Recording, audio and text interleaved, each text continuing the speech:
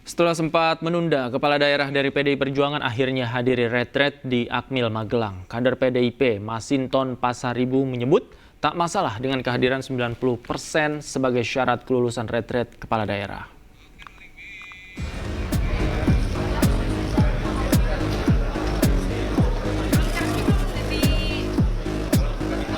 Kepala daerah dari PDI Perjuangan akhirnya mengikuti retret di Akmil Magelang, Jawa Tengah. Gubernur DKI Jakarta sekaligus kader PDI Perjuangan, Pramono Anung menyebut tak ingin menjelaskan alasan dirinya baru mengikuti retret di hari keempat. Pramono mengaku telah berkoordinasi dengan Ketua Umum PDI Perjuangan terkait keikutsertaan dirinya di retret ini. Tentunya dengan berbagai pertimbangan, dengan mempertimbangkan sesungguh-sungguhnya apa yang menjadi arahan Ibu Ketua Umum untuk melakukan penundaan. Dan secara khusus saya juga ingin mengucapkan terima kasih atas kesabaran semuanya, terutama kepada Bapak Menteri Dalam Negeri, Pak Wakil Menteri, dan semuanya yang setelah 4 hari lebih ini kita baru mengikuti retreat ini. Sementara itu, Bupati Tapanuli Tengah yang juga kader PDI Perjuangan, Masinton Pasaribu mengatakan tak ingin ambil pusing dengan syarat kelulusan mengikuti retret yang telah ditetapkan Menteri Dalam Negeri. Masinton menyebut retret ini bukanlah sekolah. Katanya kalau misalkan nggak 90% hadir ini sertifikatnya nggak lulus, nih tanggapannya gimana nih? Ini kan bukan sekolah. Kalau sertifikatnya cuma keikutsertaan aja itu tercantum? Ya cukup itu aja menurut saya. Karena ngurus masyarakat ini kan bukan dilihat dari kelulusan. Ya, kalau secara syarat kelulusan itu kan secara formal sudah ada di KPU tuh. Syarat-syarat formal pendaftaran itu.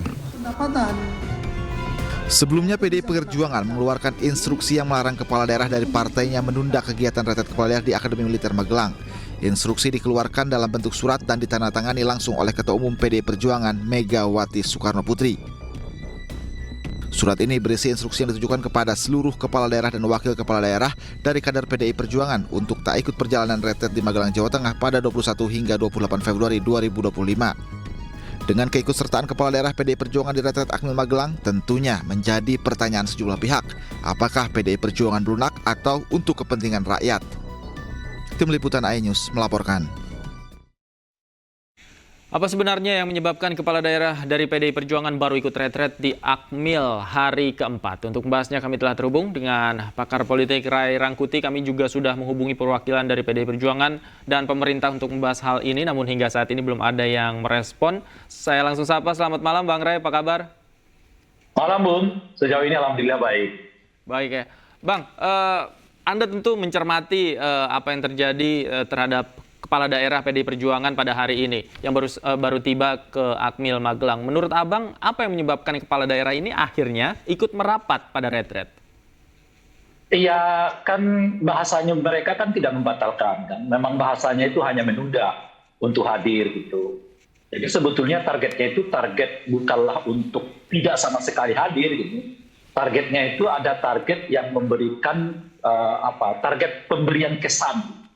Kesan apa gitu ya? Kesan yang mungkin saat ini sudah didapatkan oleh PDI Perjuangan, bahwa PDI Perjuangan itu punya kekuatan lah, bahwa PDI Perjuangan itu punya tingkat soliditas lah begitu ya, bahwa PDI Perjuangan itu nggak bisa juga dianggap partai yang sekedar lalu begitu saja gitu. Nah mungkin kesan-kesan itu sudah didapatkan. Dan saya kira semua orang juga sudah melihat bahwa ternyata ya PDI Perjuangan bisa ya tanda kutip seberani itu melakukannya gitu. Dan ternyata ya efeknya cukup luar biasa ya. Di mana kelihatan Menteri Dalam Negeri ya harus sibuk ya untuk terus melobi bagaimana caranya supaya 57 atau 55 atau 47 ya kepala daerah dari PDI Perjuangan itu untuk tetap datang mengikuti retret yang dibuat oleh Kementerian Dalam Negeri. Dari lobi-lobi itulah kemudian sekarang akhirnya ya kepala daerah yang sebelumnya menunda untuk terlibat itu sudah terlibat. Tapi kan di satu segi ya kita udah melihat ya semacam lubang di dalam retret ini. Pertama, tidak dihadiri oleh seluruh kepala daerah yang dilantik tentu ya pada tanggal 20 Januari kemarin ya, sehingga saya itu tanggal 4 Februari kemarin dilantik gitu. Nah, yang kedua adalah ada kok peserta itu yang secara terbuka mengatakan kami nggak hadir dulu karena alasannya bukan seperti yang disyaratkan oleh Menteri Dalam Negeri, misalnya karena sakit, ada urusan keluarga yang sangat penting gitu ya. Tapi alasannya itu karena politik gitu. Nah, dan yang ketiga adalah juga mengisyaratkan bahwa retreat itu sebetulnya nggak juga terlalu penting-penting amat ya bagi kepala daerah itu. Jadi nggak usah diikuti 10 hari pun, didatangkan 4 hari ya sekitar 60% kan kalau kita hitung sekarang ini. Mengingat mereka sudah hari keempat nih nggak hadir gitu ya. Sementara pelaksanaannya itu cuma 7 hari gitu.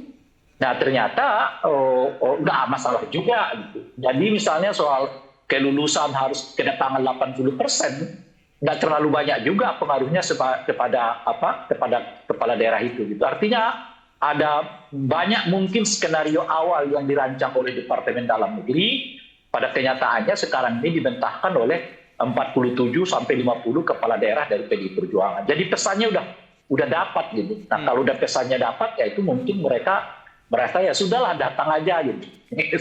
Oke, tapi kan begini Bang, kalau kepala daerah dari PDI Perjuangan ini katakanlah telat ikut retret, bukankah ini menjadi stigma begitu yang dicap oleh masyarakat? Sementara itu kepala daerah bukanlah lagi ketika dilantik menjadi petugas partai, tapi juga menjadi pemimpin daerahnya masing-masing yang harusnya ikut kegiatan ini, Bang.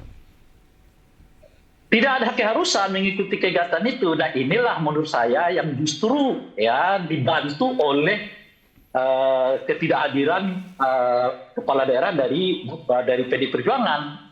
Mereka membantu kita untuk memahami bahwa retreat ini bukanlah kewajiban. Retreat ini sifatnya kontributif. Jadi bukan mandatori gitu. Karena tidak ada satupun aturan yang memaksa ya kepala daerah itu untuk hadir terlibat di dalam acara ini. Dan kepala daerah itu dipilih rakyat, bukan dipilih oleh pemerintah gitu. Jadi pemerintah nggak bisa juga memaksakan sesuatu yang tidak diatur undang-undang untuk dilaksanakan oleh kepala-kepala daerah itu gitu. Nah itu juga sebetulnya menjelaskan kepada itu untuk mengatakan bahwa kepala-kepala daerah ini adalah kepala daerah yang otonom sesuai dengan prinsip ya desain dari negara kesatuan kita yang memiliki watak desentralisasi. Jadi mereka nggak bisa diarah-arahkan kecuali diarahkan karena aturan undang-undang. Apa undang-undang itu? Misalnya soal PSN. Di dalam undang-undang pemerintah daerah itu sudah diatur mana saja program yang sifatnya wajib dilaksanakan oleh kepala daerah yang berhubungan dengan pemerintah pusat. Antara lain itu apa? Antara lain itu adalah program PSN. Di luar itu sikapnya delegatif gitu. Misalnya apa? MBG gitu ya. Nah, itu program pemerintah. Nggak bisa dipaksakan kepala daerah itu untuk mereka lakukan. Gitu. Karena itu sifatnya adalah pembantuan gitu. Apalagi retreat ini. Ini retreat ini kan model yang seperti sekarang ya, baru kita kenal sekarang ini. Gitu. Sebelum-sebelumnya kan kita nggak pernah dengar ada model retreat ini dilakukan oleh pemerintah, siapapun pemerintahnya gitu kan. Nah, jadi sebetulnya ketidakhadiran kepala daerah itu juga ya memberitahu kepada publik bahwa kepala-kepala daerah itu dipilih rakyat, bukan dipilih oleh pemerintah pusat. Dan karena ia dipilih oleh rakyat, ya ketertundukannya hanya kepada kepentingan rakyat. Ya, jadi kalau pemerintah pusat mau sesuatu, dia harus negosiasi. Gitu, nggak bisa itu. Kami pemerintah pusat, kalian harus nggak bisa gitu. Itu tidak menghormati tidak menghormati otonomi daerah itu. Dan saya sendiri merasa itu agak mengganggu. Kenapa? Karena nuansanya dibuat seolah-olah pusat itu bersifat sentralistik gitu. Itu keliru. Padahal kita sudah mengatakan pemerintah daerah itu adalah otonom. Dia memiliki kewenangan mengurus daerahnya di luar kewenangan yang sudah ditentukan undang-undang, di mana kewenangan yang 5 itu diatur oleh pemerintah pusat gitu. Oke. Tapi pertanyaannya kemudian penundaan retret ini kan keluar dari Ketua Umum PDI Perjuangan Megawati Soekarno Putri sesaat setelah sekjennya ditahan KPK. Apakah Anda setuju jika dikatakan ini adalah manuver PDI Perjuangan dalam menunjukkan perlawanan ketika sekjennya ditersangkakan atau ditahan? Exactly. Jadi memang ini adalah politik. Dan di sini salah satu tingkat politiknya. Kenapa gitu? Anda bisa bayangkan Presiden mengundang, istilah kita pakai itu mengundang ya, bukan memerintahkan, bukan menginstruksikan ya. Mengundang kepala-kepala daerah itu untuk ikut program yang dibuat oleh pemerintah pusat yang bernama retret gitu. Nah di tengah itu ada kepala partai politik, ketua partai yang mengatakan ya kepala daerah yang berasal dari partai saya nggak ikut. Dan kenyataannya nggak hampir sampai 50, jangan kan 50 ya. Kalau ada 2-3 aja anggota partai, kepala daerah dari anggota partai tertentu itu dalam PDI Perjuangan, misalnya tidak mengikuti retret itu karena mengikuti himbauan ya perintah dari partai politik, itu artinya apa namanya ya? Maksud saya begini, orang bisa loh nggak ngikutin undangan presiden karena ngikutin undangan ketua umum gitu loh, Pak. kan apa ya, wajah presidennya itu kelihatan kurang berwibawa gitu. Dan di satu segi ya ini menjadi apa namanya perhatian khusus ya menurut saya itu kepada presiden bahwa ke depan mereka bisa ya dan tanda kutip menghadapi masalah-masalah seperti ini lagi kalau nggak pandai bernegosiasi dengan pemerintah daerah. Karena pola yang mereka pakai ini kan pola seperti sentralisme gitu. Retret wajib, ya kan? Retret pakai begini. Model retretnya begini, gitu. Nah sekarang dibantah itu sama ketua-ketua partai, bukan ketua partai, sama kepala-kepala daerah dari partai tertentu itu. Nah itu satu. Nah yang kedua adalah soal apa yang Anda tanyakan itu tadi. Apakah ini akan berimplikasi, apakah ini semata-mata karena kasus Hasto? Saya kira bukan. Jadi kalau kita lihat ini sebetulnya dalam bayangan saya, ini semacam akumulasi dari kemungkinan ya, rasa ketersinggungan PDI secara umum.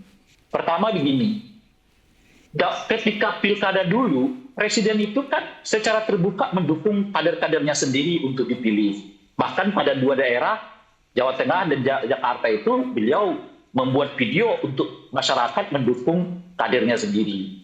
Saya sendiri saat itu sudah mengingatkan Presiden agar hati-hati. Kenapa? Sebab kalau Presiden menjelaskan posisinya pada kandidat tertentu dan bahkan kampanye seperti yang terjadi di Jawa Tengah dan Jakarta, itu yang kalau yang menang itu adalah bukan kadernya yang ia dukung, orang ini akan bisa mengatakan, mohon maaf Presiden kita beda. Itulah yang kita alami hari ini, gitu loh kira-kira. Ya artinya kader-kader PDI Perjuangan itu mengatakan, Pak Presiden secara tidak langsung tentu saja, kami adalah kader yang Anda dukung. Oleh karena itu, jangan kami seolah-olah diarahkan untuk begini gitu. Kami berhak untuk mengatakan ya atau tidak, mengingat dulu kami juga ada dukung. Dan sebetulnya sejak di pilkada itu, posisi kita udah beda. Kira-kira begitu tuh. Okay. Nah itu yang pertama. Nah yang kedua, ketika terjadi kemarin harlah ya Gerindra, ya calon-calon kepala daerah atau kepala daerah yang ditetapkan dalam pilkada 2024 itu dari Kim diundang oleh Presiden, tapi dari non Kim itu nggak diundang. Jadi ada nuansa yang sudah terjadi pembedaan-pembedaan berujung di kasus Hasto yang kemudian itu direspon oleh PDI Perjuangan yang mengatakan tunda dulu deh keberangkatan Anda dan ke sana gitu. Maksud yang saya mau katakan tuh, ini bukan semata-mata kasus Hasto, tapi ini rangkaian dari peristiwa di mana kelihatan kader-kader PDI itu di dalam pelaksanaan pilkada itu seperti dinomor-duakan oleh Presiden gitu. Oke, jadi akumulasi kekecewaan katakanlah begitu ya, Bang Ray ya. Baik. Ya, terima kasih Bang Ray Rangkuti sudah bergabung bersama kami. Sama-sama. Selamat malam, sehat selalu Bang. Sementara itu memasuki hari keempat orientasi kepala daerah atau retret 5 menteri dan 3 pimpinan lembaga pemerintahan akan menjadi pengisi materi.